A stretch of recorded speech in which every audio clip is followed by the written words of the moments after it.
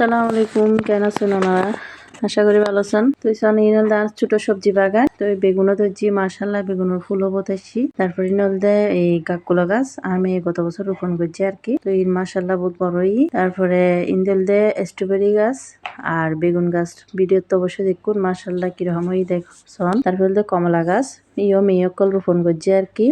গত 2 বছর গিয়ে বয়স। তারপর সূর্যমুখী ছাড়া এবার ফুল ছাড়া, তারপরে ইনল দে অ্যালোভেরা, আবার বেগুন ছাড়া বহুত সুন্দর এই উঠটি মাশাল্লাহ। তারপরে নালু গাছ, তারপর বেগুনও ধরছি। তো এই বাড়ির পিছনে কিছুটা রোপণ করা গিয়ে এইসন মিষ্টি কুমড়া মাশাল্লাহ কিরম সুন্দর এইসন পেঁপে গাছ, তারপর মিষ্টি কুমড়া এই আবার মরিচ গাছ, তারপরে আবার নিচে মিষ্টি কুমড়া জিন বিছিয়াই আর কি রোপণ করছি সারা উঠি আবার এটা ডুয়ো দিয়ে সুন্দর করে লুকি। তারপর ইন্দি আবার বাংলা হতো লোক আগে ইন্দিলতে শাক করি পারলাই নতুন ভাবে মেডি হবাই আর কি মানুষ দিয়ে। তারপরে ইন্দি সন ইয়ান গিরে দিয়ে দেন্ডল দেবে কি সবজি বাগান। তো এই এটা বেগুন, টমেটো, মরিচ, তারপর পেঁপে গাছ বিভিন্ন ধরনের রোপণ করা গিয়ে। তো আসলে সবজি বাগান করলে নয় না, আসলে খুব যত্ন লম পরে, কারণ ফুয়াশার মতো এই কেতি হল আর বহুত যত্ন লম পরে। তো এই সুন্দরভাবে হয় আর কি।